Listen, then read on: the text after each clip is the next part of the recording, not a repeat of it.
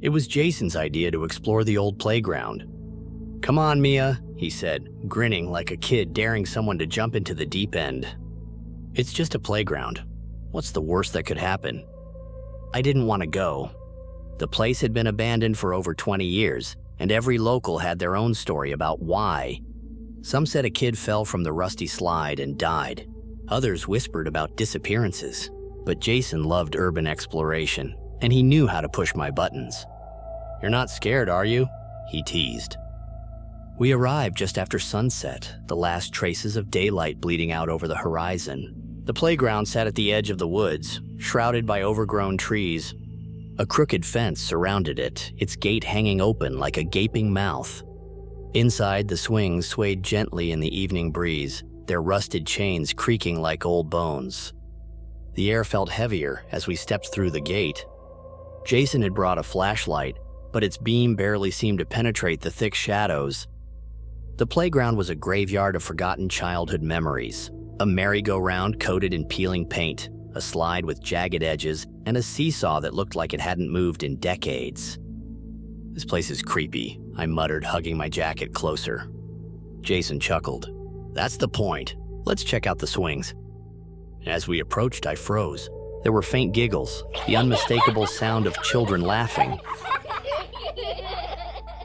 "Did you hear that?" I whispered. Jason stopped and cocked his head. "Probably just the wind," he said, but his voice lacked its usual bravado. The swings creaked louder as we drew near. One of them was moving, not just swaying slightly, but pumping back and forth as if an invisible child were riding it.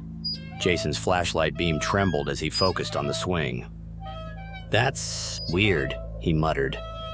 I wanted to leave, but something held me rooted to the spot. Then I saw her. A girl stood next to the swing, partially hidden by a gnarled tree. She couldn't have been more than 8, with long, tangled hair and a pale face that seemed almost luminous in the dark. She was barefoot, her dress tattered and stained, but it was her eyes that sent a chill through me. They were wide and unblinking, fixed directly on me. "Jason," I croaked, grabbing his arm. "There's a girl." He followed my gaze and saw her too. "Hey kid," he called out. "Are you okay? Where are your parents?" The girl didn't respond. She just kept staring, her expression blank but somehow wrong. The swing beside her slowed and finally stopped, yet the creaking sound persisted, echoing unnaturally through the playground. Jason took a step toward her. "We should help her," he said, though his voice wavered. "No," I said, pulling him back. "Something's not right. We need to leave." Suddenly the girl smiled. It was a slow, deliberate grin that stretched too wide, revealing teeth that looked unnervingly sharp. She raised one hand and pointed to the woods behind us. "Run," she said, her voice barely above a whisper, but carrying through the air like a scream. That was all it took. We bolted, sprinting back toward the gate. The giggles turned into shrieks, high-pitched and inhuman, chasing us as we ran. My heart hammered in my chest and my breath came in ragged gasps. I didn't dare look back. We didn't stop until we reached Jason's car. He fumbled with the keys, his hands shaking, and we peeled out of there, the tires kicking up gravel. Neither of us spoke until we were back on the main road. "What the hell was that?" Jason finally said, his voice hoarse. I couldn't answer. My mind replayed the girl's face, her eyes, her smile. Something about it gnawed at me, a feeling I couldn't shake.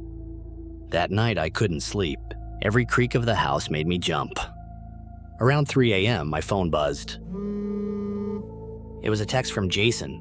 "Check your porch." My stomach dropped. I didn't want to, but curiosity got the better of me. I tiptoed to the door and peeked through the window.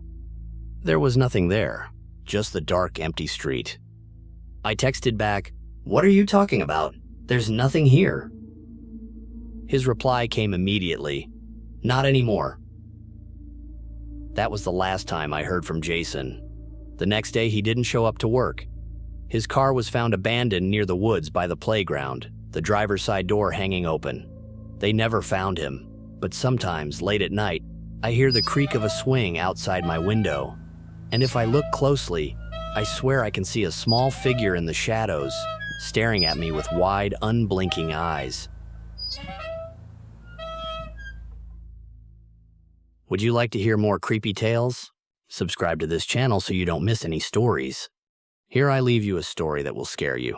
Listen to it if you dare.